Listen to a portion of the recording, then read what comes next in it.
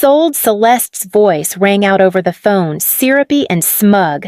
2.4 million L. Not bad for an old shack with peeling shutters and outdated wiring, right? My grip on the coffee mug tightened until my knuckles ached. I was standing in my Boston apartment, the early sunlight painting the floor golden, but my body felt ice cold. You sold it. The beach house? Yes, she said like it was nothing. Don't look so surprised. No one's touched the place in years.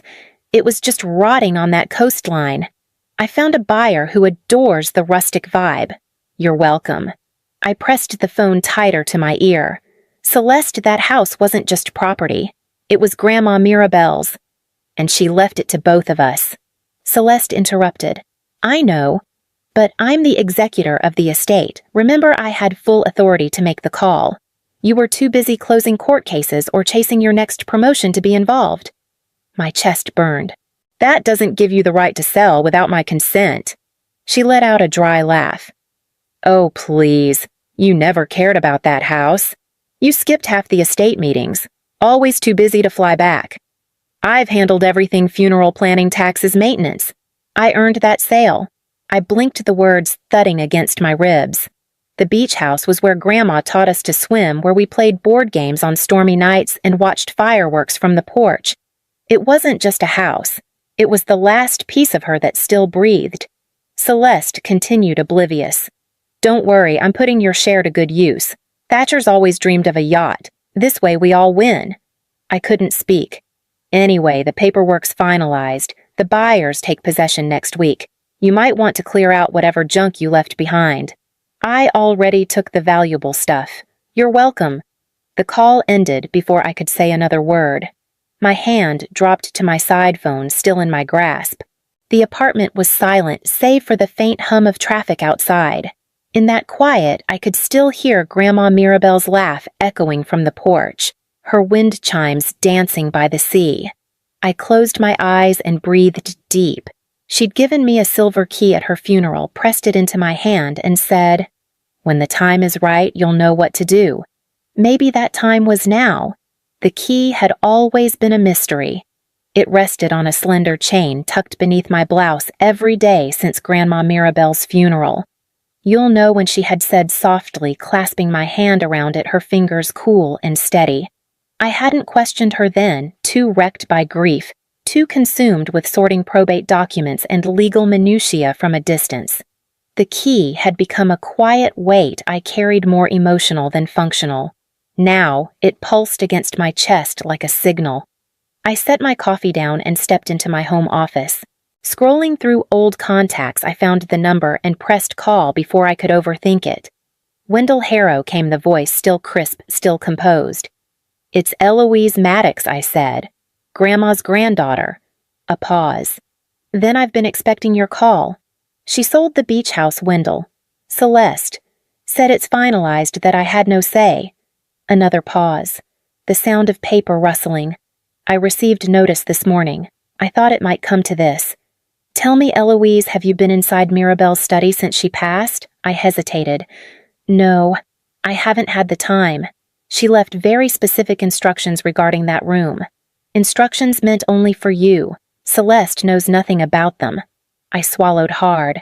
You think there's something important in there? I know there is. Mirabelle was not one to leave anything to chance. She anticipated conflict. Of course she did. Grandma could read people like legal briefs. She saw through charm, predicted behavior, and always played the long game. She had watched Celeste's vanity grow, just as she had watched me retreat into career, believing it was strength. I can catch a train to Newport, I said, voice steadier than I felt. Good. I'll meet you at the station. And Eloise, bring the key. I glanced down at the chain, the delicate silver glinting beneath my collar.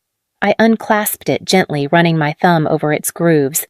After all this time, it might finally have something to unlock. And I had a feeling it wasn't just a door. The house smelled exactly the same salt air, old wood lavender from Grandma's linen drawer. The sun filtered through gauzy curtains, casting long shadows across the floorboards as I stepped into the study, heart thudding. Wendell waited quietly in the doorway, giving me space. This room had always felt like her mind made visible, orderly chaos. Papers stacked in neat piles, maps of the coastline pinned to the wall, her fountain pens aligned just so. But what I needed wasn't in plain sight. She had once told me, half laughing, "Some things stay hidden because they're only meant for those who look with purpose." I walked to the back wall and ran my hand along the paneling beneath the bookshelf. There, faint but familiar, a tiny keyhole behind the sliding cabinet door. The key fit like it had been waiting. Inside the hidden safe was a thick envelope with my name in her handwriting, a leather-bound folder, and a stack of documents clipped together with a seal. I pulled everything out slowly, hands trembling. The first document was an amended deed, notarized and filed just 2 weeks before her death. The clause was printed clearly in bold, just above her signature. In the event that either heir attempts to sell the property without the full written consent of the other, all rights and ownership shall transfer irrevocably and entirely to the uninformed party. The character clause she'd titled it. It was dated, it was signed, it was legal, and Celeste had violated every word.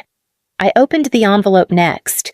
Inside was a letter written in Grandma's unmistakable voice, firm, warm, and devastatingly prescient. "If you're reading this, my darling girl, then your sister has shown her true colors." I closed my eyes, breath-catching. Of course Grandma had planned for this. She'd known Celeste knew what flattery and pressure could lead her to do, and she'd known me too. That I'd be the one to hesitate, to wait too long, to trust too much. But not this time. I stood up, the amended deed in hand. Wendell stepped forward silently, reading the look on my face. "She did it?" I said. "She triggered the clause." He nodded. "Then the house is yours." I looked around the study one last time, and then toward the front door. It's time we told her. The conference room in Wendell's office was uncomfortably bright, the kind of sterile glow that made people look more nervous than they were. Celeste swept in 10 minutes late, her heels clacking across the floor like a warning. She wore her power blazer and that practiced smile that always curled at the edges when she knew she had the upper hand. Thatcher trailed behind her phone in hand, jaw tight. Their attorney, young, fidgety, and clearly in over his head, looked like he regretted ever taking the case. "This better be quick," Celeste said, sliding into the chair across from me. "We're finalizing yacht paperwork this afternoon." I placed the folder on the table and met her eyes. "Then you'll want to pay attention." She rolled her eyes and leaned back, arms folded. "Here comes the moral speech." "No." Wendell said, his voice calm, but clipped. "This isn't about morality. It's about legality." He opened the file and laid out the amended deed in front of her, the official seal catching the light. Celeste blinked, then leaned forward. "What is this, an amendment filed by your grandmother 2 weeks before her death?" Wendell said. "It includes what she called the character clause." I watched the color drain from her face as she read the highlighted section. "She never told me about this." She said, her voice sharp. "I was the executor. I handled everything." Wendell nodded. "And by attempting to sell the house without Eloise's written consent, you breached your fiduciary duty and triggered the clause." Thatcher's hand landed on her shoulder. "That's not binding, right?" "It is," I said. "It's notarized, filed, and enforceable." The young attorney flipped through the pages, his face paling. "She's right. Legally, this supersedes the original deed." Celeste shook her head slowly, like the facts would rearrange themselves if she stalled long enough. But the sale already happened. The money's moved. The buyers. "The sale is void," Wendell said. "You acted without proper authority. And under this amendment, all ownership and control now fall to Eloise." Celeste stared at me, stunned. For the first time in years, she didn't have a retort ready. "I'm sorry, Celeste," I said, though the words didn't feel like mine. "I didn't want it to be like this." She blinked fast. "So that's it. You get everything now." I looked at the papers between us, the ones she had ignored and the ones I had finally learned to read. "No," I said. "I get what you tried to throw away." Wendell slid one final document across the table. "And effective today," he added, "Eloise is the sole estate manager." Celeste didn't move, not even when the pen rolled toward her. Celeste sat frozen in her chair, her eyes fixed on the letter Wendell had just handed her.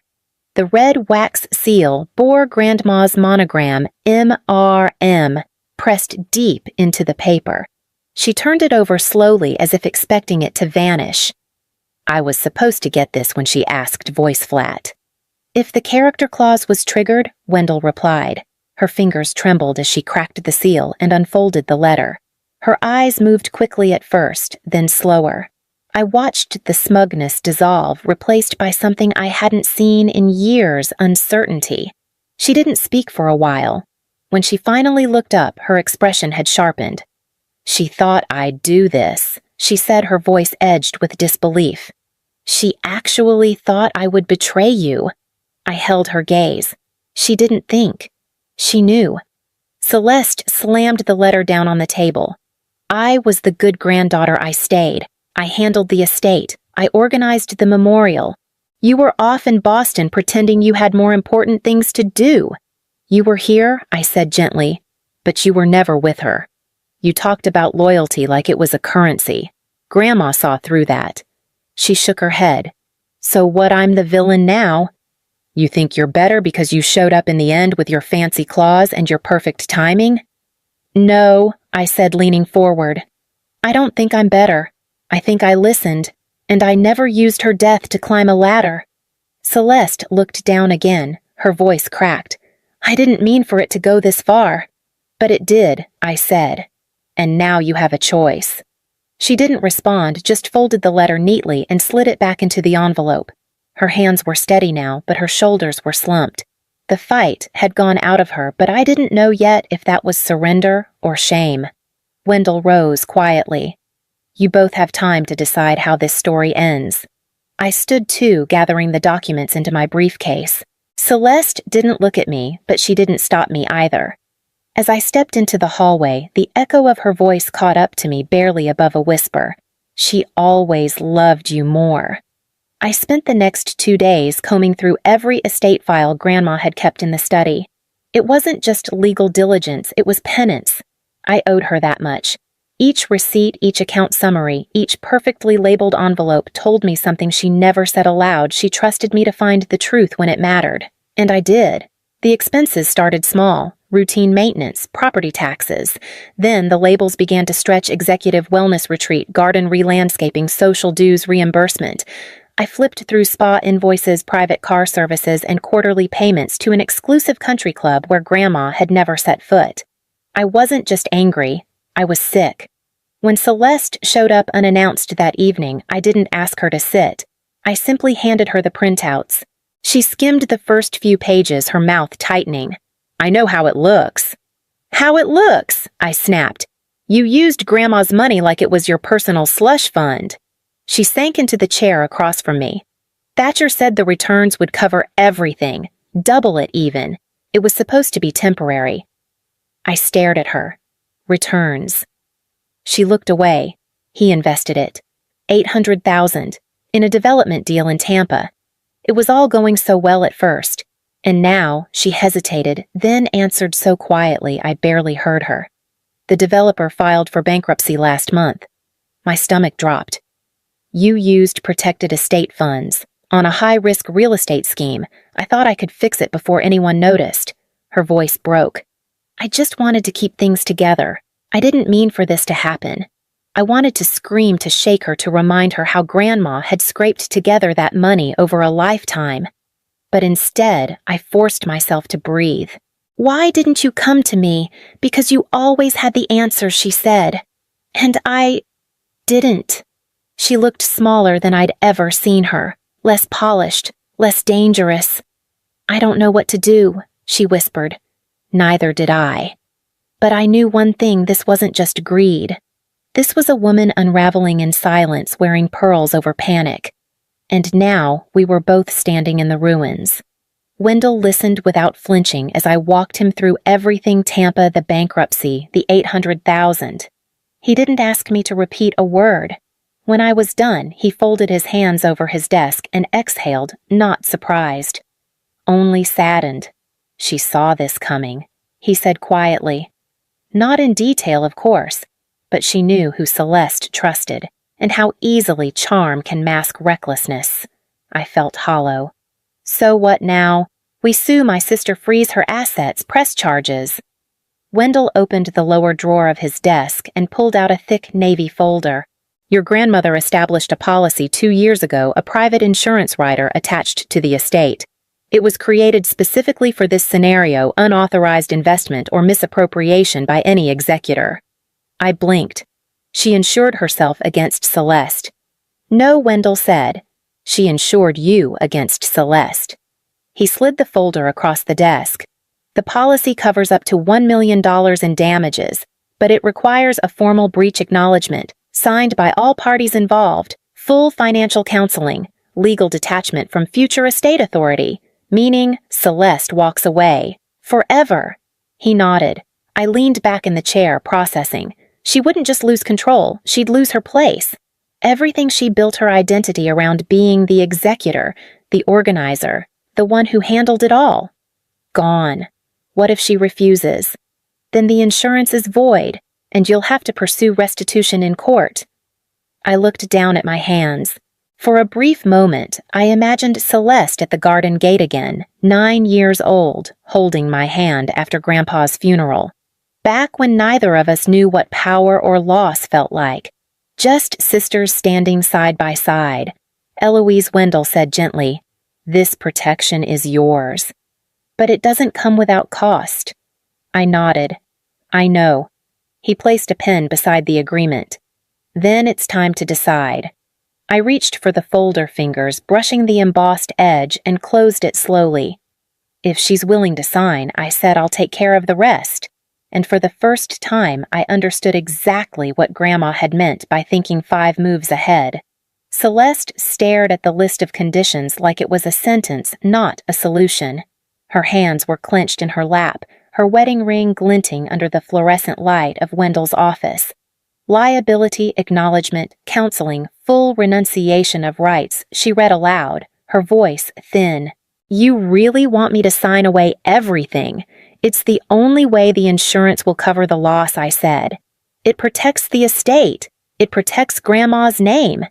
Thatcher stood pacing near the window. This is ridiculous. You're not some criminal cell. You don't owe anyone an apology for trusting your husband. She flinched. Wendell folded his hands. You do owe accountability for misusing estate funds intentionally or not. That's the line Mirabelle drew. Thatcher turned on her. You're not actually considering this, are you? I am, she said quietly but clearly. His eyes narrowed. After everything I've done for you. She looked at him. After everything you cost me. Thatcher didn't argue. He just grabbed his coat and walked out. The door shut behind him like a final gavel. Celeste didn't cry. She simply signed her name at the bottom of each page, her handwriting steady. When she finished, she passed the folder to Wendell and turned to me. I don't know who I am without all of this, she said. But I want to find out. I nodded.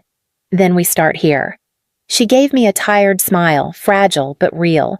And for the first time, I saw her not as the rival or the role, but as a woman finally stepping into something honest. We left Wendell's office together, no lawyers, no theatrics, just 2 sisters, and the long road ahead. I found her in the garden early one morning, sleeves rolled, knees dusted with soil, pulling weeds with more focus than I'd ever seen in her. The old rose bushes by the fence Grandma's favorites had gone wild in the years since she'd tended them, but beneath the thorns the roots were still strong. They're not dead, Celeste said without looking up. They just needed someone to notice. I knelt beside her, gloves in hand. It's a start. We worked in silence for a while, clearing out broken branches, loosening the hardened earth. She didn't try to explain herself, and I didn't ask. The rhythm of shared effort said enough. When she finally spoke, her voice was low. I think I spent most of my life trying to prove I belonged. I thought if I stayed close enough to the family name, to the role, maybe it would finally feel like mine. I glanced at her. It was never about what Grandma gave us. It was about who we were when she wasn't watching. She nodded slowly. And I wasn't much of anything. That's not true, I said. but you got lost, and now you're finding your way back." Her shoulders softened. "If you'll let me." I pressed another layer of mulch around the base of a blooming stalk. "Keep showing up." She didn't say thank you, and I didn't need her to. This wasn't about apologies anymore. It was about rebuilding one root one morning, one honest act at a time. The garden had always been Grandma's sanctuary. Maybe now it could be ours. The bench sat beneath the old magnolia tree just where Grandma used to read to us in the summer. A simple brass plaque bore her name and one line from her favorite poem, "What is rooted in truth cannot wither." Celeste stood beside it, hands folded, voice steady. She gave us more than a house. She gave us a place to come back to even when we lost ourselves.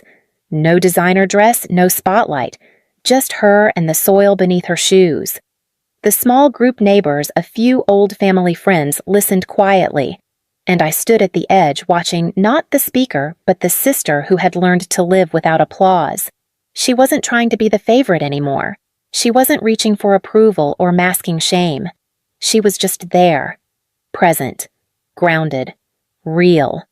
When she sat beside me on the bench, she didn't say anything. She didn't need to. We watched the breeze pass through the roses she'd brought back to life, their petals open soft and still standing.